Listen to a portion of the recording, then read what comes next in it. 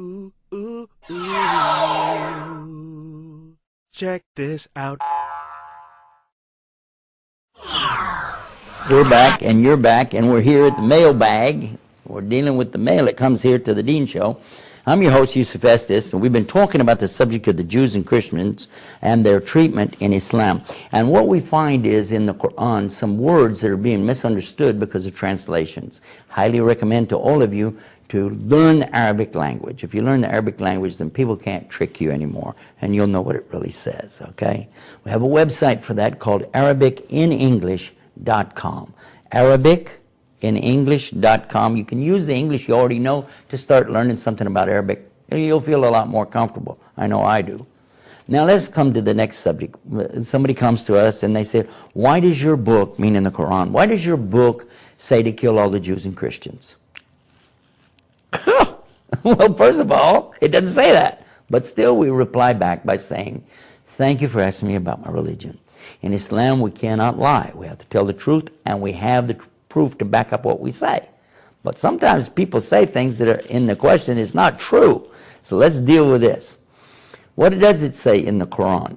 Actually, we'll begin with the first instance of this in the Quran in chapter 2, called Surah Baqarah, the cow, verse 190, telling us about fighting. And it says, you fight them where they fight you. But if they stop, you stop, because otherwise you become the transgressor. Verily, Allah does not love the transgressors. Next verse, and kill them wherever you find them, and turn them out from where they turned you out. But again, it's reminding you, you have to stop if they stop.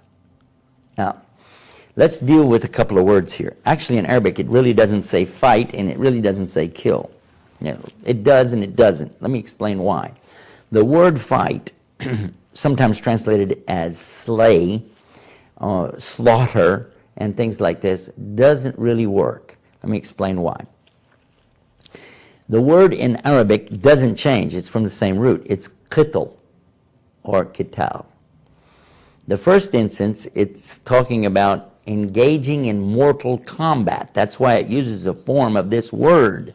It's not fight like put up your dukes or martial arts or something like that. No, it's the kind of fighting that can result in death. It is combat. So use combat here and you'll see how it makes sense. Combat them if they combat you. But if they stop, then you stop. Otherwise, you're the transgressor. Move to the next verse.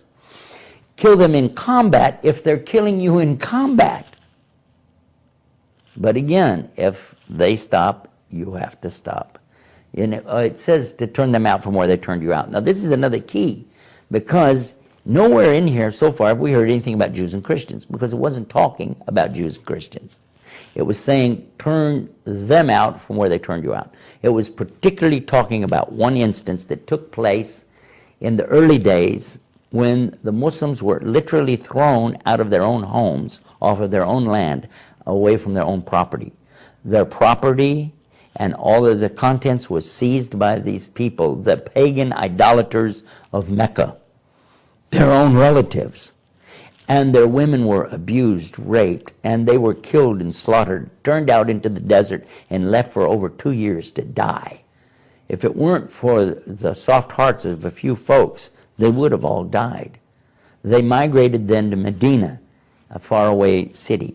And in that place, they were able to become stronger. There were more people that came into Islam, and they wanted to perform what is called pilgrimage or Hajj to Mecca.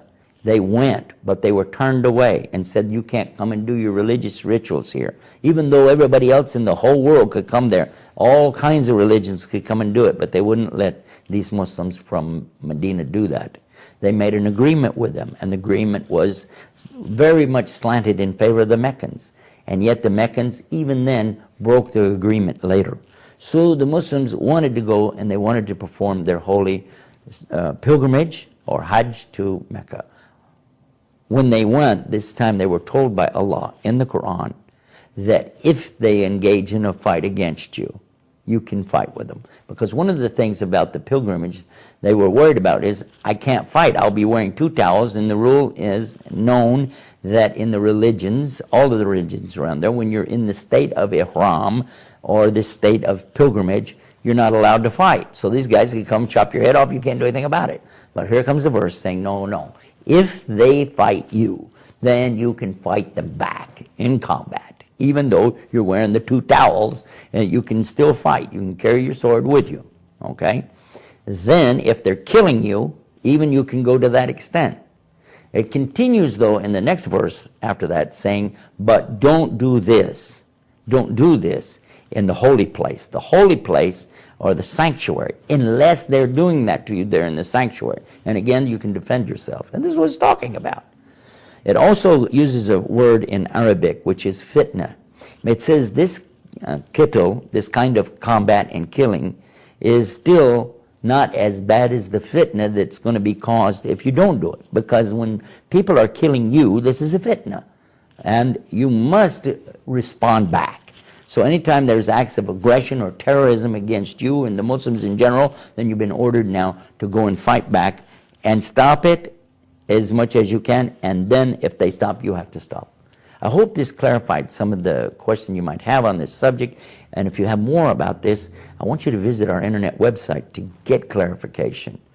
Go to the IslamNewsroom.com and type in this word harsh in the box, and they'll give you the harsh questions. You get a list of them, or in this case, what you want to type in is combat to get this particular story.